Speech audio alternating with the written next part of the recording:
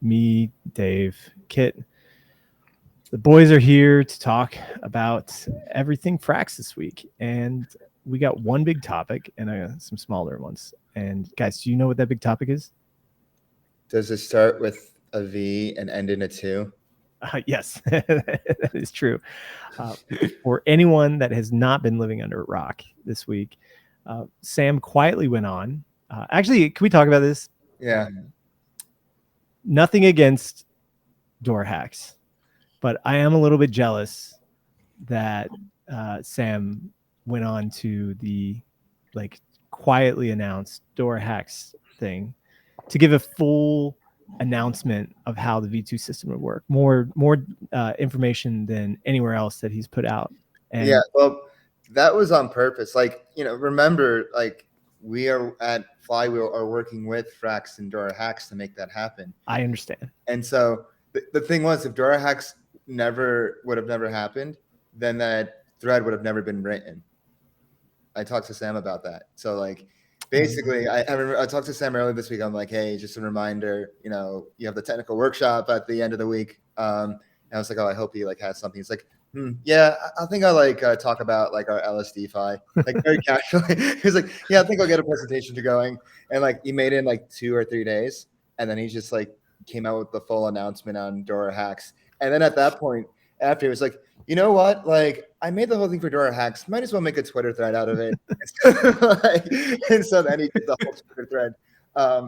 So it was interesting just seeing the domino effect of hey, Sam, you got to do a technical workshop on Friday to thread with 200,000 views and being the talk of the town and the threaders going crazy. So, Flywheel was an integral part of that. Even though that, yeah, he didn't say it on Flywheel first. You're hell, we're having him on Wednesday. So we'll be. What's cool is he gave the intro, but now we'll be able to go deep into the meat. We'll get the meat of it. The Dora hack was the appetizer. Yeah. Yeah, it's actually good because a lot of questions have actually been asked. You know what? I want to give Sam actually a lot of credit for what he did, because immediately after the door hacks interview, he jumped out of the frying pan and into the fire by going to the Rocket Pool Discord channel. Oh yeah. And spending close to 45 minutes answering questions from a very, very non-Frax, just either agnostic or Rocket Pool leaning base. I loved reading that conversation. Yes. Sam has a great sense of sarcasm. Some people in the Rocket Pool Discord are such zealots, but there are a lot of people that listened to Sam, the guy Walk from who does the Rocket Fuel podcast. He was asking some really good questions and whatnot. So kudos to everyone that is opening to listening, and kudos to Sam for crossing over, reaching across the aisle to the Rocket Pool Discord. Mm-hmm. The biggest criticism, or the only criticism that I could see really being laid at Sam that I don't think is really answerable, is that FrxETH works so well in rewarding the best performing validators that a home solo staker who's just got some random hardware put together may not be able to compete profitably in this new system. It's not meant for them. Maybe it's not. Maybe this is better than the Frax core team just running all their nodes. This is a step. This is they want to keep I think their number one priority is to ensure high performing validators. And the best way to do that is through this FrxETH V2 system. Maybe the home solo staker, he might be a great performing validator. He might not be. So by using, just economic assumptions and incentives, that's basically what the Frax team is doing here. Yeah. Yeah. I don't think it's a bad comment. I just think that everything that Frax has done has been pointed towards this market freedom aspect of building protocols, right? So instead of they've really shied away from having in these sort of subsidies for any non-performing groups of either stakers or any of the asset classes or anything. Like they're Frax people are not one to like socialize losses or like even socialize gains across, right? Because like in Rocket Pool, they socialize the gains all across, and so the person who's running a performative node gets paid the same as somebody who's running like a less performative node. Spreading the wealth. Spreading the wealth, yes. Yeah. But in the new Frax system, which I actually think is going to be very like dominant because of it, the best performing nodes will make the most amount of money, and be meritocracy, baby. Pure meritocracy. Yeah. But kudos to Sam for going into the Lion's Den and and then answering questions all week in the in our Telegram, and then all the threads that came out. Guys, like the Frax ecosystem incentive submissions more than doubled this month. Wow. More than doubled. Yeah. So first month we had 14, which is all right. This month we have like over 30. Like last time I checked, we had like around 30. And so like, you know, I'm really happy that, you know, we at Flywheel are able to encourage the core team to do things like Dora hacks, and then it like leads to further conversations, not just within the Frax community, but outside the Frax community, whether it's on Twitter or in other projects' discords. Like that's what we need to do as like diplomats is, you know, reach across and let them know what we're up to and explain it, and try to get them to understand like, oh, this is like our system. You know, maybe they take it for their system. Maybe there's a way for us to work together. You know, that positive sum mindset. Yeah. So it looks like the code base for FrxETH v2 will be ready in like 2 to 3 months, I believe is what I saw in the channel. I thought it would be sooner, but well, even if it's sooner, let's say I think the code base freeze is going to be in the end of June, but then it's got to go off to auditors, and you know that takes 2 to 3 months because they need at least two audits and just has to be ready. I think what's next on the chopping block is FrxGov first, right? Before FrxETH v2 anyways. Yeah. So it's FrxGov, FrxETH v2, and FrxETH v3. Yeah. Bam. Yeah. And then somewhere along there, our collateralization ratio is going to hit 100%. Yeah. Somewhere along this path, it's going to hit. We actually talked about that this week because that's been a topic. I'm sure you've seen this in FraxCheck, Kit, but we haven't gone up for a month. Yeah, 6 weeks actually, to be exact. Yeah, 94.8%.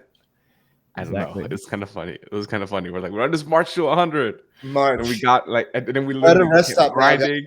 Then we hit 95, and then we just did this. We're on the Parkway at the James Gandolfini rest stop. Right now. On our journey to 100% collateralization.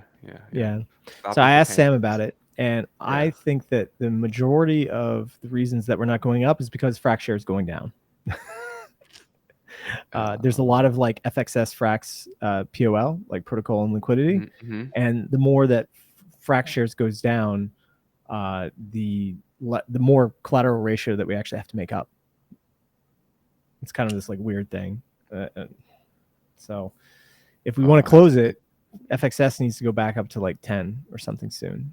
Yeah, and then just hold it there for a little bit, right? As the collateral on the AMO and rather the revenue from the AMOs and everything kind of helps come in to make up for the FrxETH. Yeah. Right. Yeah. Hopefully, I mean, we don't talk about the Frax shares price, but we're about to wrap. Not financial advice. Not financial advice, but just talking about the price itself. I mean, we're getting close to like round tripping all the way from 14. I mean, I'm looking at like this was the same price. So the price that we're at today, it's at $5.95, is the same price that we were at back in like May of last year when all the Luna stuff was happening. So but in other news, the market cap of FrxETH has finally surpassed the market cap of Frax shares. Oh, that is an interesting metric. Yeah, so I just saw this in chat right before we started. It was JJ who posted a comment saying that FrxETH has eclipsed Frax shares topping out at $439 million of TVL, while FrxShares is at $436 million of TVL. Wait, TVL? What do you mean? Well, like there's $439 million of TVL versus FrxShares $436 million market cap. Oh, really? FrxShares only? I thought I thought we had 100 million Frax and just multiply that by 595, which is they use the there's only about 70 million FrxShares in circulation though. I see. Yes. Yeah. So it's actually even higher now. It's at 440 and 430. So the spread keeps on getting wider. I see. And, I see. So yeah, that is the interesting thing. Governance was a little bit quiet this week. A project called MoneySwitch posted a yearly update in the Frax community. That's nice of them. They actually got an investment from the Frax DAO pre-Luna crash. And their whole thing was this cross-border transfers and using Frax liquidity to enable these cross-border transfers. I know when Luna happened, a lot of like their banking partners got kind of skittish for obvious reasons, but I'm thinking like now things have like calmed down, and I guess they're trying to see like what they can do with Frax now. So they're a liquidity as a service platform offering just-in-time liquidity to cross-border payment providers, powering the future of cross-border payments. A lot of cross-border stuff happening there. Yeah. Might be good for an interview, right? To talk to them after they've had this 1-year thing. They posted in the chat that they are about to sign a partnership with a large payments firm that does about $8 billion in volume a year to allegedly. So allegedly. Yeah, allegedly. We'll see how that goes. So I don't know if we talked about this last week, but for Curved USD, the allocations have been maxed out for stake FrxETH. All $10 million that you could borrow against stake FrxETH has been taken out. Wow. Yeah. Demand is high. Demand is really high.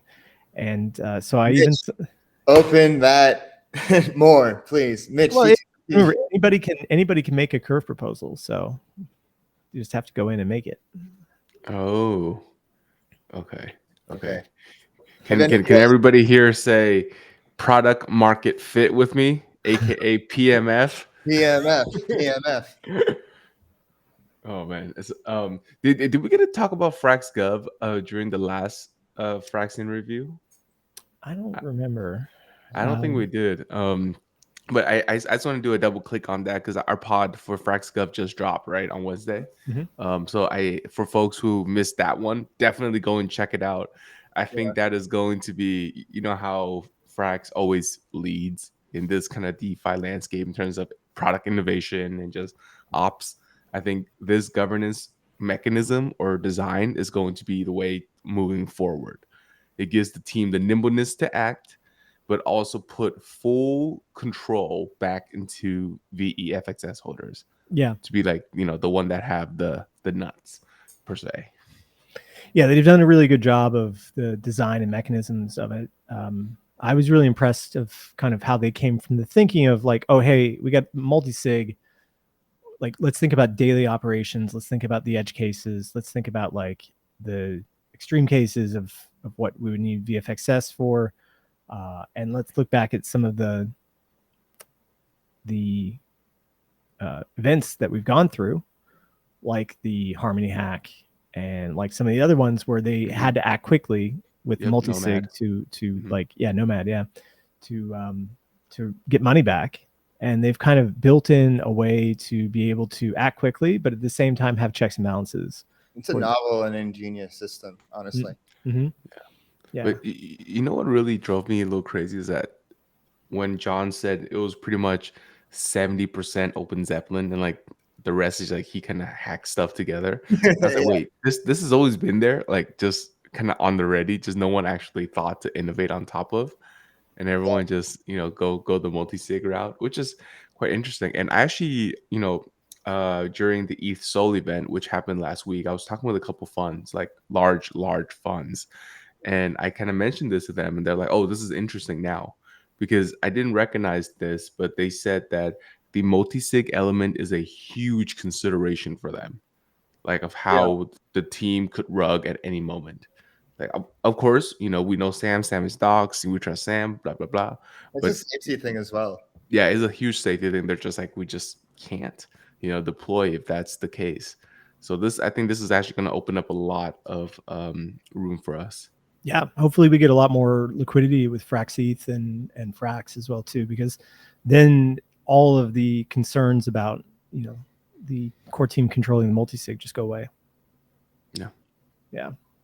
And then FrxETH v2 is when everything supercharges. So not going to be able to beat our rates. And then Frax v3, which we have no idea what's going on there. But no idea. But we will definitely be the place to find out first. Well, we have like a better idea now, Kit, after that, and Sam, after the Infinity Pools interview. Oh, true. Of Frax v3? Oh no, I mean not Frax v3, but like I have a feeling like BAM is going to be a central component to Frax v3. Yeah, because Sam literally called them by name, right? Yeah, Infinity Pools. Pools. Yeah, it's funny. Like back then in February, I kind of just like went over my head, and then it just kind of caught my eye recently. I'm like, oh, I should definitely talk to them. We should definitely talk to them. Did you see that thread? I think it was this week about it. Actually got kind of popular because it's like what Frax is doing, just on a little bit different variation. So they were like, why don't these like hackers that steal this money just take it and create a Uni v3 pool and put it like way out of range? So take your USDC and put it at like $1 million per ETH, and then you put it into the pool, and then it's never going to get filled. Your money stays there and it gets sucked into like the rest of like Uniswap DeFi. And the only way that they can like freeze the money is by freezing the entire pool. And then everybody in the Frax channel was like, we're already doing this. This is us. Oh, I don't get it, Sam. Can you unpack it? Okay, so you make a Uniswap 3 LP, I get right? that. For like ETH USDC. Okay, you take your USDC, you put it in, but you define your range, the bottom of the range, at like $1 million per ETH. So you don't actually like start switching into ETH until it gets to like $1 million. Or like USDC is on the bottom side, so it'd be like $1. Yeah. So you set your like ETH price at like $1, right? That you're going to start buying at, and so you then deposit all of your USDC into this Uniswap v3 pool, like way out of range, like that's never ever going to hit, and then you just leave it, and it sits there, and it's essentially like now that NFT. I guess you could wrap it, you can make it into like it's now a stable coin. It doesn't pay any interest or anything, but it's fully protected and it becomes completely trustless. Okay, got it. And how is Frax already doing that? Oh, because we put all of our stuff in like in Curve and like in Aave. With the AMOs. Yeah. Okay, got it. That's what you mean. Yes. That's how we're not blacklistable. Exactly. Because I see what you mean. Yeah. Exactly. Right. Yeah, we're not blacklistable. Yeah, that's fair. So I got one more thing to talk about, and that is the awesome t-shirts that are in the Grift shop right now. Shout out Grift. Shout out Carissa. Share screen. Yeah. Can we share the screen? Let me see if I can find it. But we got, back by popular demand, we have the Frax Japan long sleeve shirts. They were quite popular in East Tokyo and made quite the impression on the timeline. So, I've been trying to get this out for a while. We finally have it out. We have a very special limited edition. Only 100 of these tees will be sold. And your proceeds will go towards supporting us at Flywheel. And also Grift Shop. Shout out Grift. Like, honestly, super comfy, the shirt. And Grift's just the man. Big fan. Can we get some like Milady Frax combo? Yeah, you know what's funny? There's a really funny story about Frax on Harmony, with like the cheese game or something, which was like some combination of like an Ohm fork and like Wolf game, and they used Frax as their stablecoin, and there wasn't enough liquidity of Frax, so it pumped Frax to like $6. So it was like Frax to $6. Yeah, Wow, that's crazy. yeah. In the Milady community, Frax is a stablecoin that is not going to zero. So there's definitely like, I would like to see more like overlap there. Like I know like, you know, Bonkler has like getting like a big treasury now. If they could put their ETH into FrxETH, that would be cool.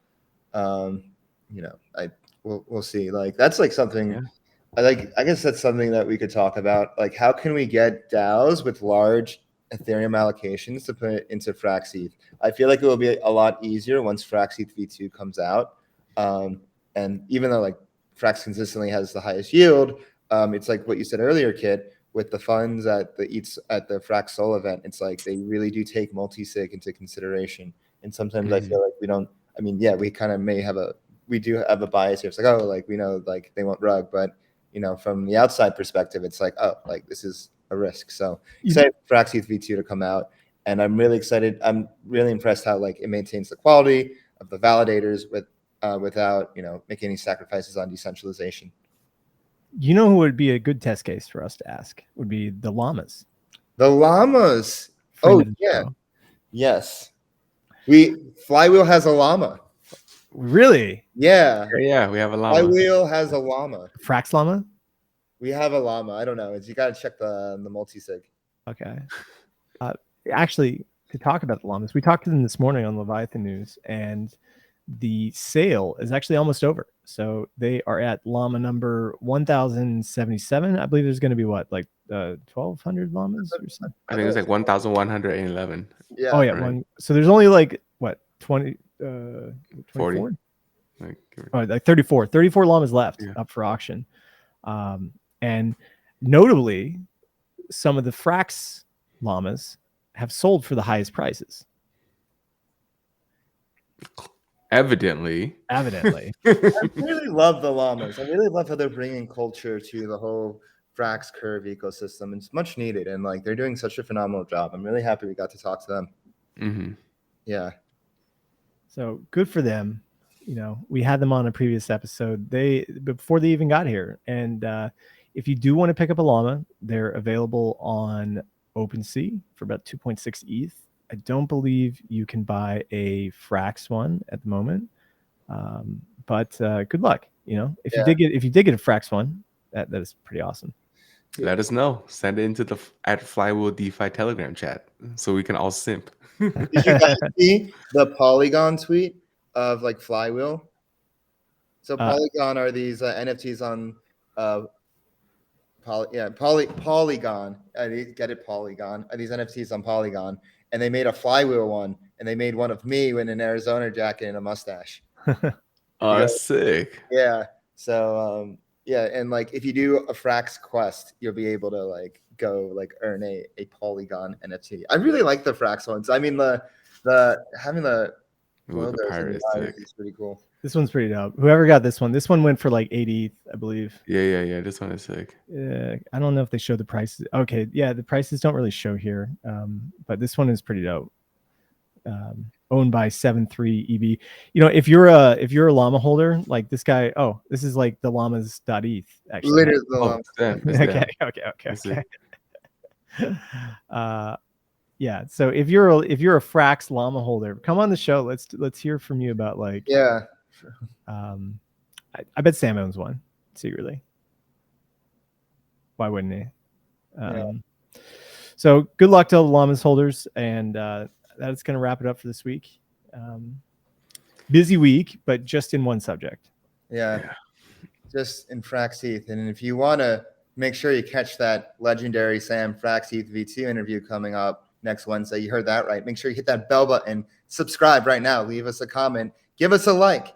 Make sure you follow us on Twitter at Flywheel DeFi. Join the conversation on Telegram at Flywheel DeFi. You can follow me on Twitter at DeFiDave22. You can follow me at 0xcapital_K. And I'm at Traders_Insight. And we'll see you next week. Peace.